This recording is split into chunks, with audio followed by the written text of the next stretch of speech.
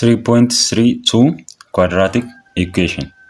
Quadratic equation kan nuti waliin ilaallu video darban keessatti waa'ee maaliiti kan nuti ilaalaa turre waa'ee linear equationiti. Arrammoo kan nuti ilaallu quadratic equation. Quadratic equation gaafa jennu maal jechuudha? Salphaadhumatti jechuudha. Foormii kanaan warra barreeffaman jechuudha. Equation foormii kanaan warra barreeffaman. Kana jechuun square warreen qaban jechuudha. Square warreen qaban isaan quadratic equation jenna. Akkuma argitan akkuma activity kana irratti isaan kun square ta'u jechuudha. Kana jechuun asii yeroo waliin baay'iftan kan isaan argatan maaldha? Quadratic equation dha jechuudha. Isaan kun activity kana keessatti warreen argitan isaan kun hundi isaanii maal jedhamu? Quadratic equation jedhamu. Activity kana mee waliin haalaa multiply the left side of each of the following. What do you get? What is the difference between this equation and the linear equation? Maal kun quadratic equation dha. Maal isiniin jedha? Maal akkan isin argattani yeroo waliin baay'iftan jechuudha. Yeroo waliin baay'iftan maal akkan isin argattani isiniin jedha. Asirratti isin gaafatu. Akkasumallee garaagarummaa inni linear equation faana qabu. Linear equation faana qabu. Garaagarummaa linear equation faana qabu x plus 3 inni kun linear dha. Inni akkuma lammaffaa irratti argitanis x minus 2 inni jedhu kunis linear equation dha. Inni kunis linear dha. Yeroo waliin baay'iftan kun immoo maal ta'a? Quadratic equation arganna jechuudha. Quadratic equation arganna. Akkuma asirratti argitan kana waliin baay'istanii ilaaluu dandeessu. Mee waliin baay'ifnee haalaaluu qishii tokkoffaa kana ilaallet bira dabaru. Kana yeroo waliin baay'iftan x baay'isu x meeqa? X square ta'a. X square shi kana secha maal ta'a? Negative 2x ta'a. X baay'isu negative 2x jechuudha.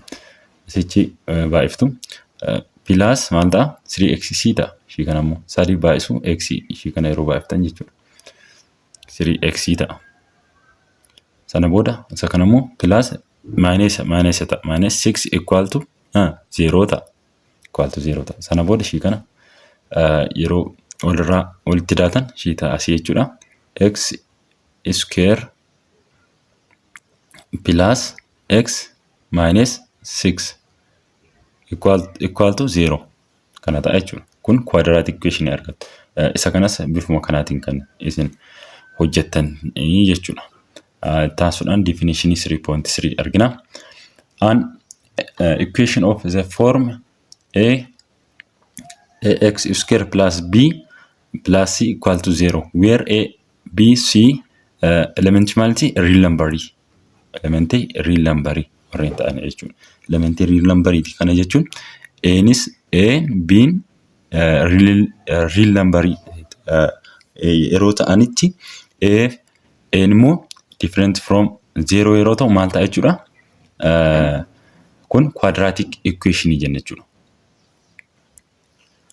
Kana jechuun foormii kanaatiin barreeffamanii foormii kanaatiin warreen barreeffaman a, b, c jechuudha. Isaan kun warra asirratti argitan coefficientii asirratti argitan kun jechuudha. Ishiin kun c immoo constant number dha.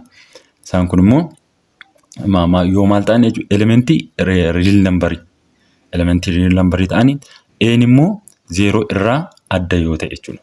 Maaliif asitti 0 ta'e x square kana 0 waan godhuuf 0 godhe taanaan immoo asitti maal itti deebi'e jechuudha. 0 godhe taanaan immoo maal itti deebi'e jechuudha. Linearity waan deebi'uuf quadratic balleessa jechuudha. Asitti ishiin kun 0 taanaan asitti ishii kana kanaaf isin ibse. Maal jenna jechuudha? Quadratic equation jenna jechuudha. Quadratic equation jenna. Foormii kanaatiin wal barreeffaman. A, B, C maal elementii real numberiti. A garuu 0 irraa adda ta'uu qaba jechuudha. Yeroo kana maal jenna? Quadratic equation jenna. Here A is called leading coefficient. Yeroo kanatti maal jenna? A dhaan maal jennee waamna? Kana jechuun leading coefficient jechuudha. Ishii maxxantuu x square kana jechuudha. Ishii maxxantii x squaretti variable x square kanatti maxxantee jirtu kana maal jenna? A kanaan jechuudha leading coefficient jennee waamna. B dhaan immoo maal jennee waamna? Ishii kana jechuudha. B dhaan immoo maal jennee waamna? Maal jennee waamna? Middle term jennee waamna. B dhaan middle term jennee waamna. C'dhaan immoo maal jenna? Constant term jennee waamna. Fakkeenyaaf as keessatti example wayii fudhannee ilaallu kunoo kunis ta'uu ni danda'a. Fakkeenyaaf kunoo example ishii kana fudhannee ilaallu. Leading coefficientiin kana maal ta'a? Waanii ta'a. Maaliif waanii ta'a jira? Waaniidha. Kan isa kana immoo maal ta'a? Middle termiin isaa -6 ta'a. -6 ta'a. Siin immoo maal ta'a jechuudha? Siin kan constant termiin -16 ta'a jechuudha. -16 ta'a. Ifaadha jedhee yaada. Kan ifasaniin taane commentii jalatti naa barreessu hin dagatinaa isiniin jedha. Itti aansuudhaan immoo solving quadratic equation. Solving quadratic equation akkatti solve goonu kan nuti barannu jechuudha. Isaanis akkuma linear equation solve goonu quadratic equation solve goona. Isaanis tooftaa garaagaraa ni qabu. Linear equation tooftaa garaagaraa qaba isiniin jedhee ture. Inni kunis tooftaa garaagaraa qaba. Innis maanni factorization method tokkodha. Inni lammaffaa immoo completing square'dha. Inni dhumaa immoo jechuudha general formulaadha jechuudha. General formula kan jedhamu isaan hojjanna jechuudha. Yeroo quadratic equation solve goonu karaa sadiini. Innis factorization method, completing square method, quadratic formula. Kana jechuun general formula isa jennu jechuudha. Quadratic formula asirratti. Innis maal jedhaa? There are 3 basic methods for solving quadratic equation. Innis maanni factorization method, completing the square and quadratic formula. Quadratic formula kun karaa biraa maal jedhee waamama? Asirratti isin barreessu haadhisiyyuu malee general formula jedhameet kan inni waamamu jechuudha. General formula jedhamee waamama. Isaan sadan kana tokkoon waliin ilaala jechuudha. Factorization method waan yeroo ilaallu activity 3.5 kana argina. Into integer such that into integerii lamatu jiru. Find into integer jedha. Integerii lama kan nuti barbaannu maal kan nuti barbaannu? The sum is 5 and the product is 6. Kana jechuun maal jedha activity'n kun? Ida'ameeti kan 5 nuu kennu. Ida'amee kan 5 nuu kennuu fi baay'atee kan 6 nuu kennu lakkoofsa kamidha jedha. Lakkoofsa integerii kana lamaan barbaanna jechuudha. Isaan kan barbaanna ida'ameeti 5 nuu kennu, baay'atanii 6 nuu kennu. Eenyudha isaan? Ida'ameeti 6 nuu kennu, 2 fi 3 jechuudha. 2 and 3. Lakkoofsa kana lama yeroo walitti daatan meeqa nuu kenna? 5 nuu kenna. Yeroo waliin baay'iftan meeqa nuu kenna? 6 nuu kenna. Kanadha jechuudha. Meeqaaf meeqadha? 2 and 3 jettanii bira taruu dandeessu. Inni bira jiru the sum is 2. Ida'amee tokko nuu kenna. Baay'ateet immoo 10 -12 kan nuu kenna. Eenyudha? Ida'ameet meeqa nuu kenna? 12 nuu kenna. Ida'amee 12 baay'ateet immoo -12 kan nuu kennu. Akkuma isaa irraa hojjenne kanaan hojjettu jechuudha. Ida'amee isa kana maal jenne? Ida'ameeti 5 kan nuu kennu, baay'ateet 6 kan nuu kennu meeqanne? 2 fi 3 jennee jirra. Isa bira jiru immoo maal gootu? Sammuu keessan keessatti xiinxaluun dirqama ta'a jechuudha. Maal gootu? Kan 12 nuu kennu baay'atee eenyudha? -12 jechuudha. -12 kan nuu kennu eenyudha? 4 fi 4 and -3 walitti da'a lakkoofsa kana. 4 fi -3 yeroo walitti daatan meeqadha? Tokko nuu kenna. Miti? 4 fi 4 and -3 walitti da'a. Meeqa nuu kenna? Tokko nuu kenna. Yeroo waliin baay'iftan meeqa nuu kenna? -12 nuu kenna. Seera kanaatiin kan isin hojjetan jechuudha. Factorization method kan formii akkasiitiin kan inni qabu jechuudha. Ida'ameet lakkoofsa kana nuu kennu, baay'ateet immoo lakkoofsa kana nuu kennu jechuudhaan sammuu keessan keessatti analyze gochuudhaan xiinxaluudhaan kan isin hojjettan jechuudha.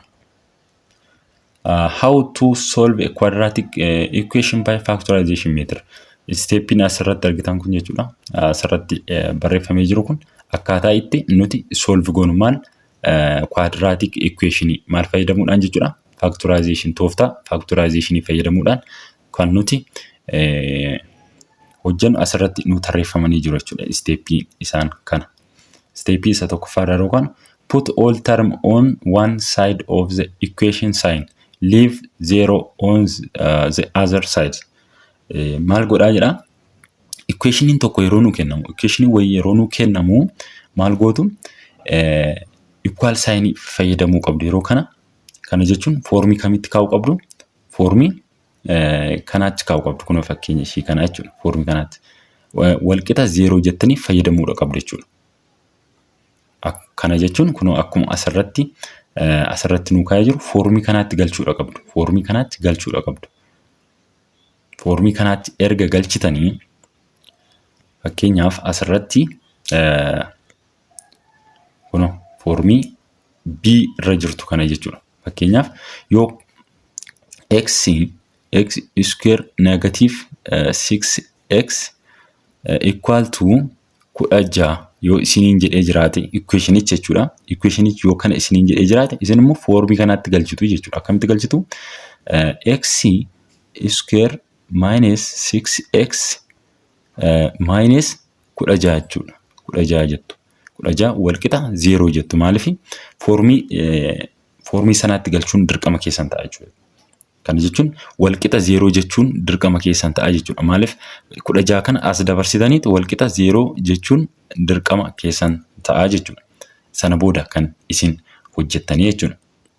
Maaluun jedhee jira asitti put all term on one side of equal sign. Hundasaa jechuudha. Lakkoofsatti jiran hundasaa karaa tokko kan isin naqachuu qabdan jechuudha. Sana booda maal gootu? Leaving 0 on the other side. 0 moo maal gootu? Walqixaan gamanatti keewwattu jedha. Walqixaan gamanatti isaan hafan immoo equationoota hafan immoo asiin gama kanaan keewwattu. Sana booda maal gootu? Factorize the equation jedha. Sana booda factorize gootu. Factorize gootu yeroo siin jedhu maal gootu? Foormii kamiin keewwattu jechuudha. Foormii ishii kanaan keewwattu. Foormii kanaatiin keewwattu factorize gootu. Foormii kanaatiin kan isin keewwattan jechuudha. Tokkoon isaa gara lineariitti kan isin jijjiirtan. Maal quadratic equation san gara lineariitti jijjiirtu. Kana fakkeenyaaf amma kana jechuun x square minus plus x ture miti plus x minus 6 ture. 6 ture equationiin kun jechuudha. Equationiin kun yeroo baay'iftan jechuudha. Yeroo baay'iftan. Garuu isin akkamitti factor bifa kanaatti yoo isinii kenna bifa kanatti kan isin haala kanaatti yoo isinii kenna jechuudha. Gara kanaatti jijjiiruudhaan factorize gootu jechuudha. Ifadha jedhee yaada. Sana booda factorize kan isin gootan equationii sana ni adda babbaaftu jechuudha. Lineariitti. Garuu kan isinii kennu quadratic maqsuunidha. Yeroo waliin baay'iftan immoo quadratic sun isinii kennuu qaba jechuudha. Taansuudhaan immoo step sadaffaa set each factor equal to 0. Kanaafu maal gootu? Erga isa kana diddiirsanii booda jechuudha. Akkasitti erga diddiirsanii booda isa kanaafis walqixa 0 jettu, isa kanaafis walqixa 0 jettu. Kana jechuun x plus 3 equal to 0 jettu. Kan isa kanaas jechuudha isa diddiirsitan kan x equal to isa factorize gootan kana jechuudha x minus 2 equal to 0 jettu. Isa lamaan isaa equation isa lineariitti adda baaftan kana jechuudha. Isa lineariitti adda baaftan kana jechuudha equal to 0 jettu. Isa kanaafis equal to 0, isa kanaafis equal to 0. Isa kanaafis equal to 0 jettu. Garuu isa kan equal to 0 hin jettan maaliif equal to 2 jettu. Asii kana jechuudha equal to 2 jettanii kan isin barbaadan yoo equal to 0 yoo qabaatedha kan inni equal to 0 jettan. Kan isiniif ifan taane example yeroo jennu akkasumallee exercise yeroo jennu isinii galaa jechuudha. Solve each of this equation. Sana booda maal gootu? Equal to 0 sana jechuudha. Kun asirratti isinii kaa'ee jira. gama hunda isaatiif isa kanaafis equal to 0 isa kanaafis equal to 0. Sana booda maal gootu gatii x kan isin barbaaddu gatiin x equal to 0 ta'an gatii x 0 ta'a asitti immoo gatiin x keenya negatiiva 3 ta'a gatii x yeroo barbaaddan asii. Sana booda inni dhumaa immoo maal jedha check by intersecting your answer in the original equation. Sana booda maal gootu equation isa argattan sun deebii isa argattan sun original equation keessa galchitanii check gochuu ni dandeessu jechuudha. Amma gatii x asitti 0 argattamini wal qixa 0 ta'uusaa as keessa galchitanii ilaaluu dandeessu. Fakkeenyaaf as 0 galchaa asis 0 galchaa alta 0 ta'a jechuudha. 0 da'u 0 dha 0 wal qixa 0 ta'a jechuudha. Asitti 3 galchaa negatiiva 3 galchaa negatiiva 3 yeroo galchitan meeqa ta'a kuni inni kun negatiiva 3 square meeqa ta'a 9 ta'a 9 ishii kan ammoo asii 3 yoo galchitan negatiiva 9 ta'u negatiiva 9 ta'a negatiiva 9 irraatii 9 yeroo wanneettan yeroo kana walitti daatan jechuudha 0 ta'a 0 wal qixa 0 ta'a jechuudha isinii dhugoomseera jechuudha kun. Kanaafuu check yeroo gootan bifa kanaatiin kan isin check gootan. Itti aansuudhaan immoo ifama itti aansuudhaan immoo example waanii kana haalaalu example waanii kana yeroo ilaaltan jalqaba maal gootu equation nu keessaa man kana formii kanaatiin kan isin keessan formii kamiitiin keessu formii dura isiniin jedheetiin keessu jechuudha. Formii kanaatiin dirqama taa'u qaba. Formii kanaatiin keessu kana jechuun ax square plus bx plus c equal to 0 ta'u qaba. Kunoo akkuma asirratti step kanaan isiniin jedha. Put all term on one side of equal sign, leave the 0 on the other side. Kana bifa kanaatiin keewwattu jechuudha. Itti aansuudhaan immoo maal gootu factorize godhaa isiniin jedhamti. Factorize the equation jedha. Factorize the equation factorize gootu jechuudha. Kana booda kunoo factorize ta'ee jira. Kana jechuun yeroo waliin baay'iftan kana ishii kana argattu jechuudha. Kana jechuun x square ta'a. X times 3 plus 3x ta'a. Wal qixa 0 jettu. Yeroo factorize gootan isa kana isinii kennuu qaba jechuudha. Dirqama isaa equation original equation isinii kennuu qaba. Isa kana factorize yeroo gootan ishiin kun yeroo waliin baay'iftan dirqama isa kana isinii kennuu qaba. Factorize inni gootan sun original equation isinii kennuu qaba jechuudha. Original equation kana isinii kennuu qaba. Factorize erga gootanii maal jedha step inni sadaffaan set each of factor equal to 0 jedha. Maal jedha set each factor equal to 0. Factoriin tokkoon isaa factor isa gootan kana jechuudha. Kamtu factor ta'ee jira tokko x dha. Tokko immoo x plus 3 dha. Tokkoon isaa kana equal to 0 jettu. Kana jechuun x'n wal qixa 0 x plus 3 wal qixa 0 jettu. Kun step isa sadaffaadha jechuudha. Step inni arfaffaa immoo solve each of this equation. Sana booda isa factorize gootan wal qixa 0 jettan san jechuudha. Maal gootu solve gootu jechuudha gatii sana. Gatii sana solve erga gootanii wal qixa 0 gatiin x keenya negatiiva 3 ta'a jechuudha. Kana jechuun kun asitti x plus 3 wal qixa 0 jechuun x'n yeroo 3 yeroo zirabu negatiiva 3 darbaa jechuudha. Kanaafuu x negatiiva 3 arganne. Sana booda maal gootu check gootu jechuudha. Check gootu maal gootu original equation isaa keessa galchitu. Ishii x asitti argatan kana fiddanii ishii jalqabaa keessa galchitu. Ishii kanas fiddanii as keessa galchitu. Sana booda equation sana nu dhugoomsaa jechuudha. Nu dhugoomsa. Example ishii lammaffaa haalaalu. Example lammaffaa yeroo ilaallu dhiifama. Example lammaffaan kun quadratic kana nu kennee jira. Formii kana nu kennee jira. Formichuma nu kennee jira.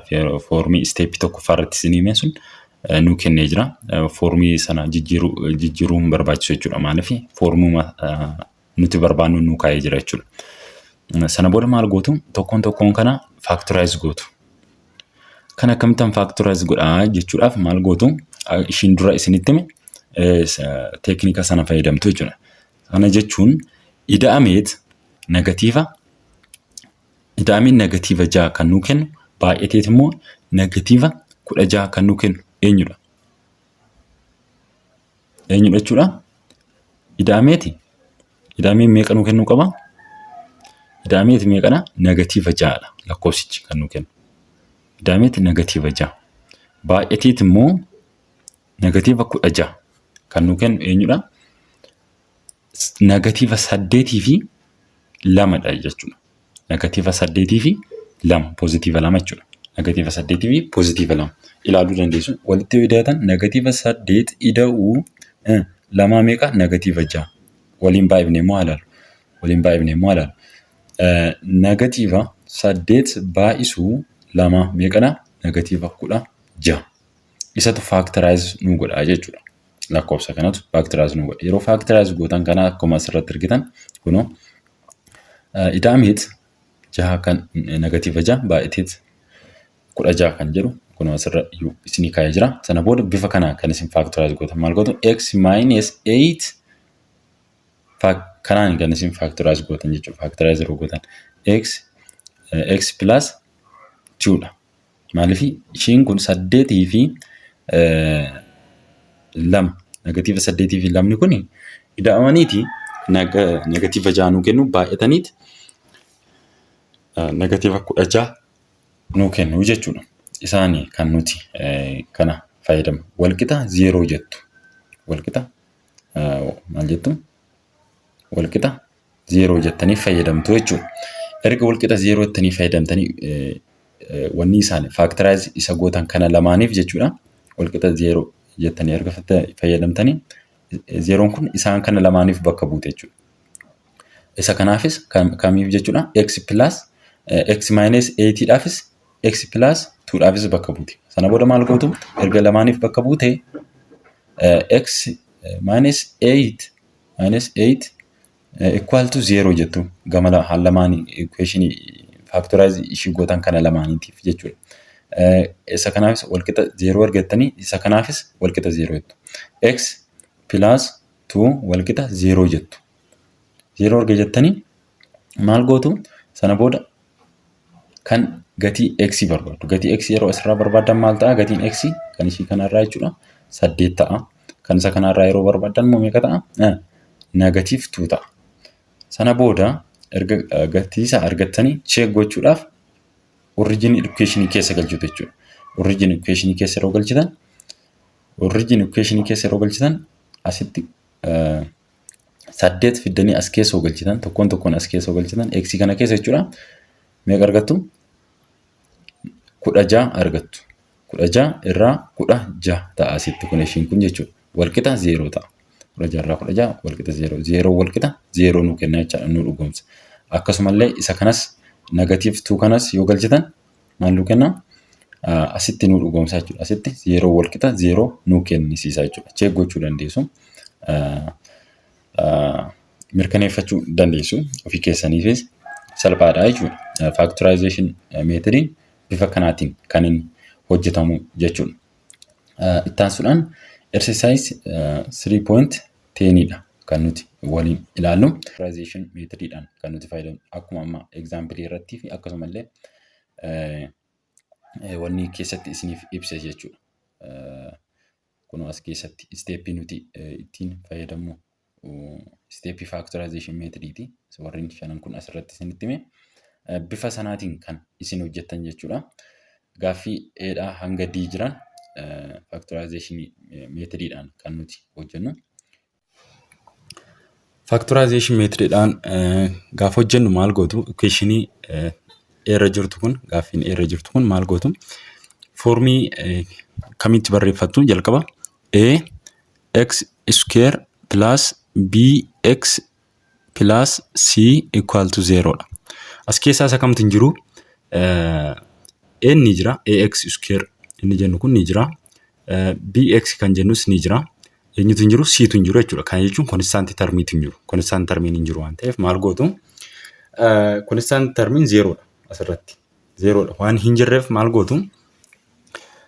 Ida'ameet negatiiva 5 baay'ateet 0 kan nuu kennu meeqaaf meeqa jechuudha? meeqaaf meeqadha? 0 fi negatiiva 5dha jechuudha. 0 fi negatiiva 5dha. Maal gootu? Kana factorize gootu jalqaba irratti. Ishii tana factorize yeroo gootan maal akkamitti factorize gootu? Jalqaba duraa foormii kanaatiin isin keewwattanii foormicha erga keewwattanii factorize gootu. Akkamiin factorize akka gootan x jettu x minus 5 equal to 0 jettu. Kan yeroo asitti baay'iftan meeqa kam argattu jechuudha? Original equation isaa argattu jechuudha. Kan yeroo asitti baay'iftan original equation isaa argattu. Sana booda maal gootu? Ichi factorize gootan kana tokkoon isaatiin walqixa 0 jettu. Factorize isa gootan kana jechuudha. X equal to 0 akkasumallee ani ishii kanaas jechuudha 5x minus x minus 5 jettu kanas walqixa 0 jettu. X minus 5 walqixa 0 jettu. Lamaan isaatiif dhaabatte jechuudha 0on ishiin asii kun x dhaafis x minus 5 dhaafis ni dhaabatte jechuudha. Sana booda gatii x barbaaddu asirratti x 0 arganneerra. Ishii kanarraa immoo yeroo barbaadan x nu walqixa 5 ta'a. Maal gootu? Check gochuudhaaf immoo ol deebitaniit as keessa galchitu. As keessa yeroo 0 galchitan walqixa 0 argattu jechuudha. Isa lammaffaa kana keessattis x asitti 5 argattanii 5 kana fuutanii original equation isaa keessa yeroo galchitan walqixa 0 argattu jechuudha. 0 kana faana walqixa ta'a jechuudha. Ittaan suudhaan immoo gaaffii biirra jiru waliin haa ilaallu. Gaaffiin biirra jiru x square plus 7x plus 10dha. Maal gootu? Jalqaba irratti foormii kanaatiin keewwattu. Foormicha nu kaa'ee jira kitaaba keessan irra foormii kanaatiin kan isin keewwattanii. Sana booda factorize gootu. Akkamiin factorize gootu? Ida'ameet kan 7 nuu kennu baay'ateet kan 10 nuu kennu eenyudha? Lakkoofsa meeqadha? Lakkoofsa 5 fi 2dha jechuudha. Lakkoofsa 5 fi 2dha jechuudha. Sammuu keessan keessatti xiinxaluun dirqama ta'a jechuudha yeroo kana. Yeroo factorize gootan kana x plus 5 5 fi 2 isiniin jedhee jira miti? X plus 2 equal to 0. Sana booda maal gootu? X plus 5 equal to 0 and x plus 2 equal to 0. Yeroo asii gatii x barbaadan meeqa ta'a? X equal to negative 5 ta'a. Kan isa kanaas x equal to negative 2 ta'a. X meeqa ta'a jechuudha? Gatiin x negative 5 fi negative 2. Maal gootu? Check gochuudhaaf negative 2 kana fiddanii original equation keessa yeroo geessisan walqixa 0 argattu. Negative 5 fiddanii as keessa galchisan negative 0 argattu. Ittaan suudhaan immoo gaaffii siirra jiru haa ilaallu. Siirra isa jiru immoo ida'ameet tokko nuu kenna. Ida'ameet tokko nuu kenna. Baay'ateet immoo negatiiva 6 kan nuu kennu eenyudha? 3 fi negatiiva 2dha. Sana booda maal gootu? X plus 3 x negative x minus negative 2 walqixa 0 jettu. Sana booda x equal to negative 3 jettu. Kan isa kana jechuudha yeroo barbaadan kan x ishii kana fi x equal to 2 arganna. Gatiin x negatiiva 3 fi 2 argattu jechuudha. Ishii argattan kana fiddanii as keessa galchitan 0 argattu jechuudha. Kan lamas fiddanii as keessa galchitan 0 argattu. Negatiiva 3 fiddanii as keessa galchitan 0 argattu. Kanaaf check gootaniitu jechuu dandeessu. Ittaan suudhaan immoo diirra kan jiru ilaallu. Gaaffii diirra jiru. Diirra kan jiru immoo kana fakkaata. Maal gootuun? Ida'ameet negatiiva 4 kan nuu kennu. Baay'ateet immoo negatiiva 3 kan nuu kennu. Positiiva 3. Negatiiva 3 ta'uu hin taane positiiva 3. Ida'ameet meeqa nuu kenna? Ida'ameeti negatiiva 4 nuu kenna. Baay'ateet immoo positiiva 3 kan nuu kennu eenyudha? Negatiiva 3 fi negatiiva 1dha. Maal gootu kana yeroo factorize gootan factorize gochuudhaaf x minus 3 times x minus 1 equal to 0. Kanarraa gatii x barbaaduun salphaadha. X minus 3 equal to 0. X minus kan biraamu x minus 1 equal to 0. Gatii x asirraa barbaaduun salphaadha. X equal to 3. X equal to 1. Gatiin x 1 fi gatiin x 1 fi 3 dha jechuudha. Gatiin x tokko meeqadha? 3 tokkommoo 1 dha jechuudha. Ishee argattan kana fuutanii original location kana keessa yeroo galchitan equal to 0 argattu. Ishee kanas fuutanii as keessa galchitan equal to 0 argattu jechuudha. Ishee kana fuutaniit original location isaa kana keessa galchitu. Sana booda maal ta'a? Walqixa 0 argattu. Kanaafuu check ta'eera jechuudha.